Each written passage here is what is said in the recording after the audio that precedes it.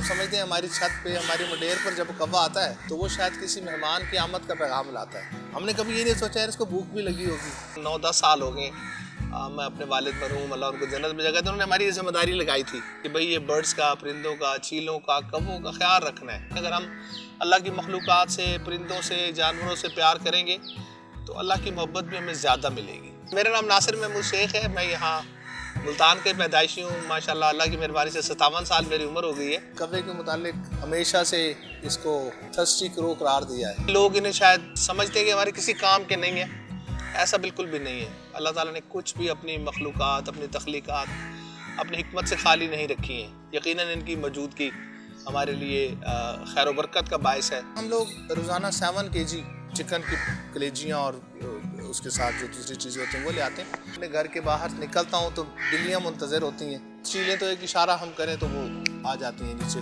बिल्लियाँ अभी तो 13 to 14 हैं। मज़े की बात यह है कि ये अपना नाश्ता लेकर चली जाती हैं, तंग नहीं करती, कॉलोनी में कहीं नज़र नहीं आती।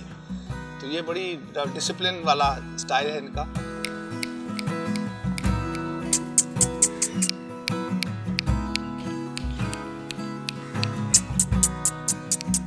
मुख्तसर दौरानिये का अमल होता है, 15 से 20 मिनट में हम फ्री हो जाते हैं। जैसे आज थोड़े से क्लाउडी है तो इसमें चीलें बड़ी कम आएंगी, शायद हवा का प्रेशर, हवा का दबाव उसमें थोड़ा सा कम होता है। लेकिन जिस दिन ऐसा वेदर कंडीशन हो तो फिर हम बचा रखते हैं, फिर हम थोड़ा इंतजार कर लेते हैं। कौवे इधर सामने दरख्त पर मौजूद होते हैं, लेकिन वो उस वक्त तक नहीं आते जब तक चीलें अपना हिस्सा लेकर ना चली जाए। कौवा थोड़ा सा डरपोक है, तो जब बिल्कुल पार खाली होगा तो तब वो आके ना अपना शेयर लेगा। मैं ना हूँ तो घर में जो काम करने वाला स्टाफ है वो कोशिश करते हैं कि इनकी इस जिम्मेदारी को पूरा करें।